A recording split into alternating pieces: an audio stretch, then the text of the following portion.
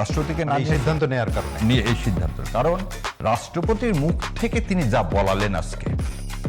আমার তো কথা হলো যে আমি যদি ভাই রাষ্ট্রপতি হতাম তাহলে আত্মহত্যা করা তো মহাপাপ, তারপর ওইটা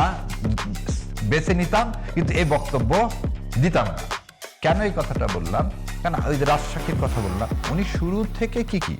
জুলাই অভ্যুত্থান কেন হয়েছে, জুলাই ফ্যাসিস্ট রিজিমের এগেনস্টে গণতন্ত্রকে ভুলণ্ঠিত করেছে, করাপশন থেকে শুরু করে সমস্ত আওয়ামী লীগের পুরা চিত্রটা